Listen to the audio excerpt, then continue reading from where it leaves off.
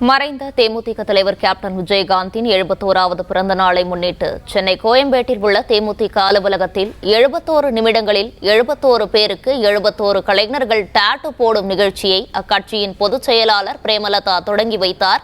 மேலும் தகவல்களை தருகிறார் செய்தியாளர் சுதாகர். வணக்கம் சுதாகர், இது குறித்தான முழு விவரங்களையும் பதிவு பண்ணுங்க.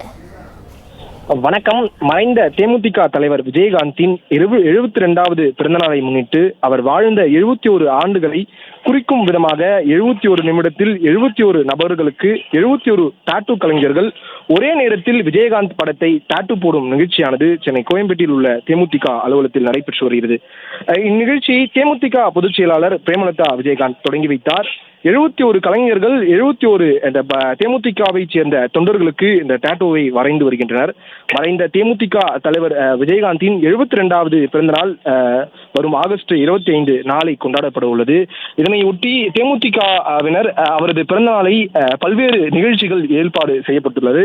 இதனை முன்னிட்டு விஜயகாந்த் வாழ்ந்த 71 ஆண்டுகளை குறிக்கும் வகையில் 71 நிமிடத்தில் 71 நபர்களுக்கு 71 டாட்டூ கலைஞர்கள் விஜயகாந்த் படத்தை டாட்டூ போடும் நிகழ்ச்சி நடைபெற்று வருகிறது.